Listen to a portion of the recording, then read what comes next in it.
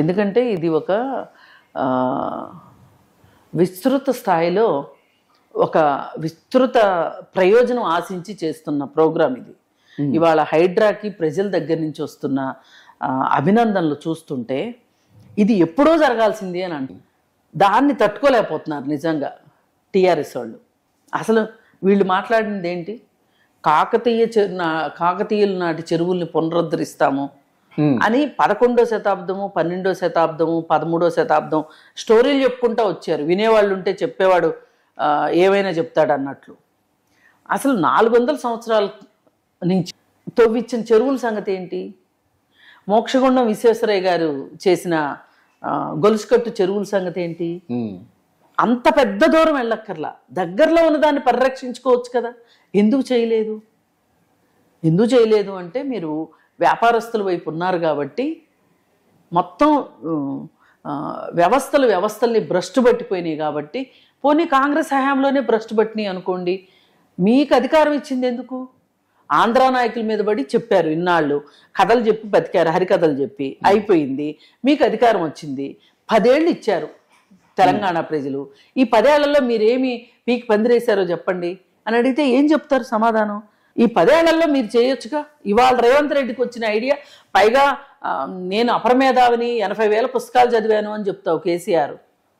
హరీష్ రావు అయితే జలయజ్ఞం, machine Kakatiya, machine Bhagiratha ఇవన్నీ మాట్లాడతారు.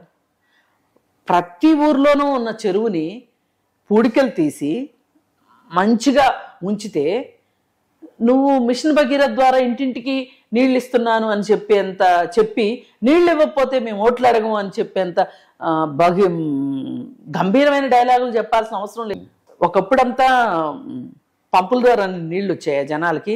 అంటే పంపుల ద్వారా నీళ్ళు ఇవ్వద్దని కాదు, మనకున్న సహజ వనరులు మనం కాపాడుకుంటూ దాని ద్వారా డెవలప్ అవ్వాలని చూడాలి తప్పితే, ఇప్పుడు వర్షం వస్తుందని చెంబులో నీళ్లు పారబోసుకుంటాం. మేము ఎక్కడి నుంచో పైపులు వేసి ఎక్కడి నుంచో నీళ్లు తెస్తాము, ట్యాంకులు కడతాము, ట్యాంకుల్లో నీళ్లు పడతాము, ఆ నీళ్లు మీకు ఇస్తాము. ఈలోపు మీ ఇంటి పక్కన ఉన్న చెరువులన్నింటినీ మీరు ఎండబెట్టేసేయండి, కాలువలన్నింటినీ పూర్తి చేసుకోండి అని ఎవరన్నా చెప్తారా? మళ్ళీ పైగా కాలువ పూడికలు తీసాం మిషన్ కాకతీయ కింద బోలెడ్ డబ్బులు, మిషన్ భగీరథ కింద బోలెడ్ డబ్బులు. ఉన్న చెరువులనేమో ఇప్పుడు 111 జీవో తీసేస్తామన్నారు. 111 జీవో ఎత్తేసినందువల్ల హిమాయత్ సాగర్ చెరువును గండిపేట చెరువు 2 ఏమవుతాయి? కలుషితం అయిపోతాయి. ఒక నగరంలో అంత కాలుష్య కాసారం అయిపోయే, కలుషితం అయ్యే ఒక గుంట ఉండటం కరెక్ట్. మరి అసలు ఆ పని ఎందుకు చేయాలి? ఎందుకు ఆ రోజు గండిపేట చెరువు తవ్విచ్చిన కాలంలో తక్కువ డబ్బుతో గండిపేట చెరువు వచ్చింది, తక్కువ డబ్బుతో ఉస్మాన్ సాగరు, హిమాయత్ సాగర్ చెరువులు వచ్చాయి మనకి. ఇవాళ అంతటి చెరువు మీరు తవ్వాలి అంటే ఎన్ని కోట్లు కావాలి? అందుకే నేను అంటున్నా, వాన వస్తుందని చెంబులో నీళ్ళు బారబోసుకోవద్దని. అలాగే ఇప్పుడు ఓల్డ్ సిటీలో చెరువులు, అలాగే మల్లారెడ్డి కాలేజీలు ఉన్న దగ్గర చెరువులు, పల్లా రాజేశ్వర రెడ్డి కాలేజీల దగ్గర ఉన్న చెరువు ఎందుకు నాశనం చేసుకో? అసలు మీకు ఎందుకు ఒక మంచి ఆలోచన ఎందుకు రావట్లేదు? ఏంటి అంటే ఆ చెరువుని చెరువులా ఉంచుదాం, ఆ చెరువు చుట్టూ మనం మంచిగా బ్యూటిఫికేషన్ చేద్దాం, బఫర్ జోన్ నిండా చెట్లు వేద్దాము, ఆ చెట్ల దగ్గరికి పక్షులు వస్తాయి, అవి ఎంత అందంగా ఉంటాయి. అక్కడ చిన్న చిన్న చెట్లు, పెద్ద పెద్ద చెట్లు బఫర్ జోన్లో వేస్తే ఎంత అందంగా ఉంటుంది. ఎవరన్నా మనుషులు కూర్చోవాలన్నా కానీ వాకింగ్ చేసుకోవచ్చు. ఇవాళ మీకు ఆశ్చర్యం వేస్తేమో చెప్తే, ఊరు మధ్యలో మన బ్రహ్మానందరెడ్డి పార్కు ఉంది కదా, కేబీఆర్ పార్క్ గురించి ఢిల్లీలో ఉన్నోళ్ళు మాట్లాడుకుంటారు తెలుసా అండి మీకు? ఈ దేశంలో ఉన్న హైదరాబాద్ వచ్చిన ప్రతి వాళ్ళు కేబీఆర్ పార్క్లో ఒక్క పూటైనా వచ్చి చూసి వెళ్ళాలి అనుకునేవాళ్ళు, అది చూడటం కోసం హైదరాబాద్ వచ్చేవాళ్ళు, వేరే పని మీద హైదరాబాద్ వచ్చినా కానీ 1-2 రోజులన్నా అక్కడ వాకింగ్ చేయాలనుకునే వాళ్ళు ఉన్నారు. ఇది ఒక అద్భుతం కేబీఆర్ పార్క్. అవును, దాన్ని తీసేయచ్చు. తీసేస్తే చాలా పెద్ద కాంప్లెక్స్లు కట్టొచ్చు అక్కడ. ఎన్ని కాంప్లెక్స్లు మరి చేయొచ్చు కదా, ఎందుకు చేయలేదు? మనకి చెట్లు కావచ్చు, నీరు కావచ్చు, మనకి సహజ సిద్ధమైన ఆస్తులు అవి. మనం డబ్బులు సంపాదించి లాకర్లో పెట్టుకోవడం కాదు, అవి అసలైన ఆస్తులు. అవి మనకి లంగ్స్, మరి అక్కడ కేదార్నాథ్ అటు సైడ్ వరదలు వచ్చినాయి కదా, ఎందుకు వచ్చినాయి?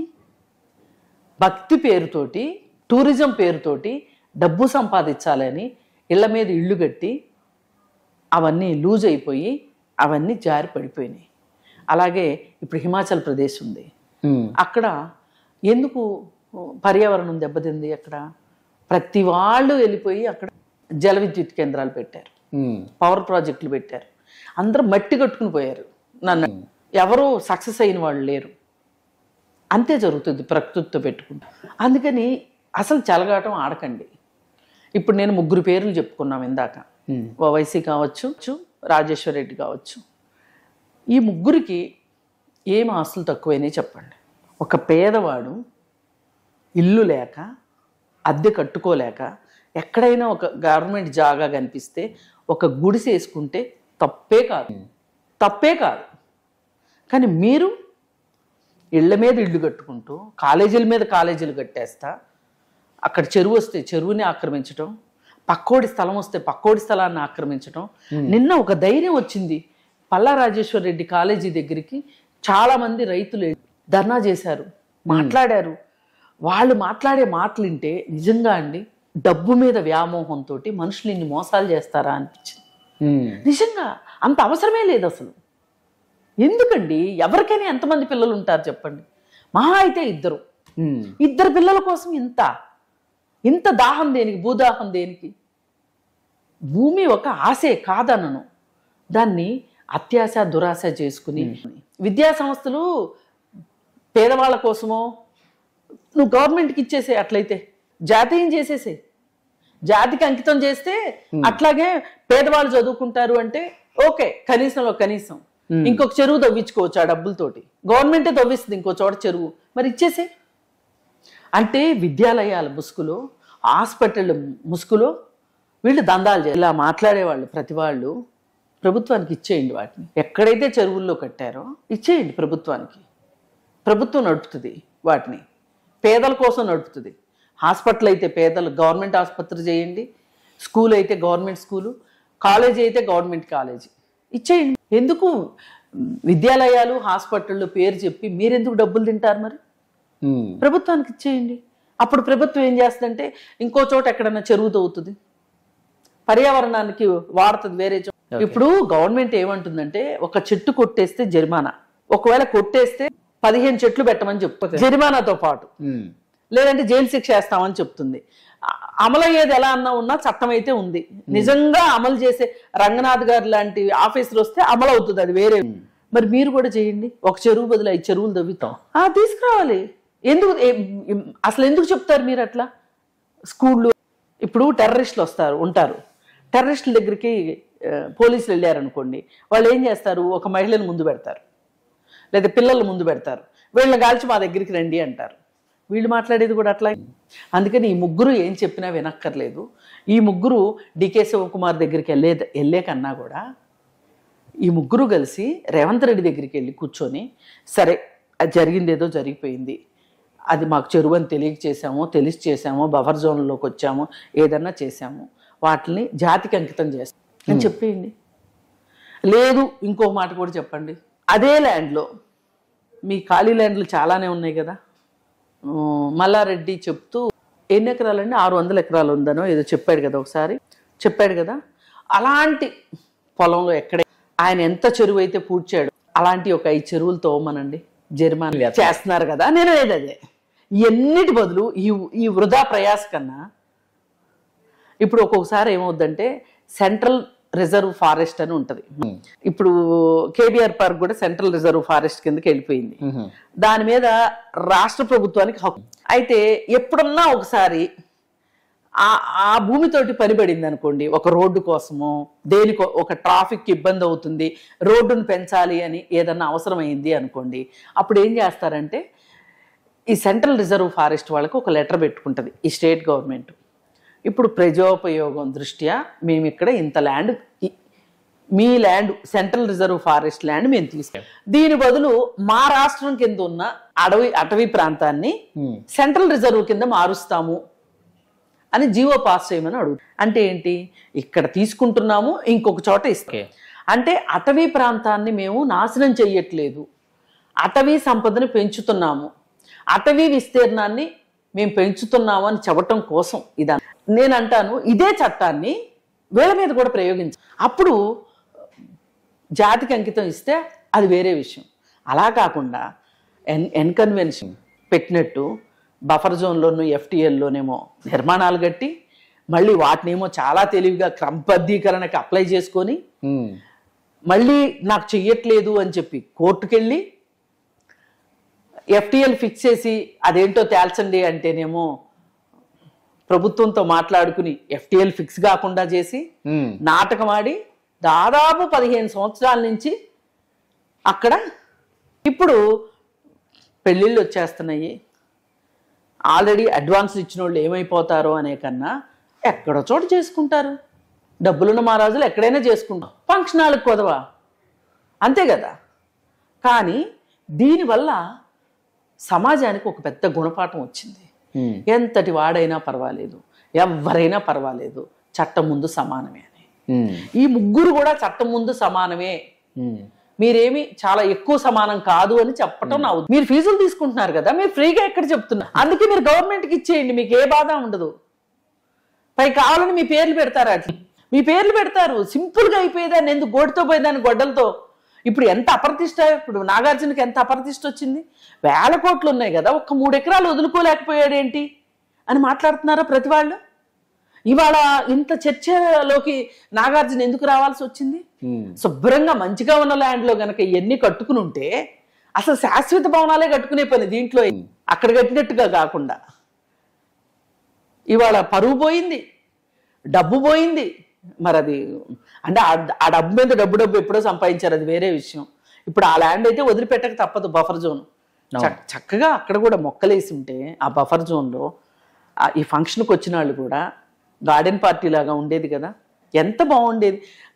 మనము నిబంధనలు అతిక్రమించకుండా, పర్యావరణానికి చేటు చేయకుండా ఎంత హాయిగా ఉండొచ్చు అనేది అది ఒక లైఫ్.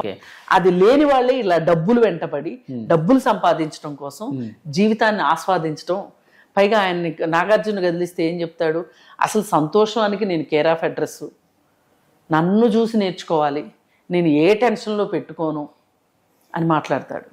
ఇప్పుడు ఎంత పెద్ద టెన్షన్ తెచ్చి పెట్టుకున్నాడండి, హైడ్రా అనే టెన్షన్ని నెత్తిపై పెట్టుకున్నాడు కదా. అది చూశాకని ఈ ముగ్గురికి బుద్ధి రావాలి, వర్కౌట్ కాదు. ఎందుకంటే ఇది పులి మీద స్వారీ. రేవంత్ రెడ్డికి ఎంతకైనా పైనే ఉండాలి, కిందకి దిగటానికి లేదు. దిగాడంటే రేవంత్ రెడ్డి బ్రాండ్ ఇమేజ్ బద్దలైపోద్ది. ఇవాళ ఎంత కాదనుకున్నా రేవంత్ రెడ్డి ఒక బ్రాండ్ ఇమేజ్ ఈ దేశంలో.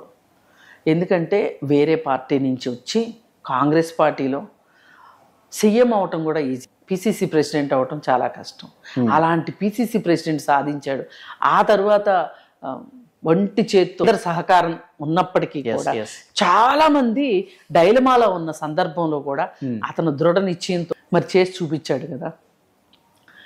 ఇప్పుడు వాటన్నిటికన్నా పెద్దదేం కాదు ఈ హైడ్రా.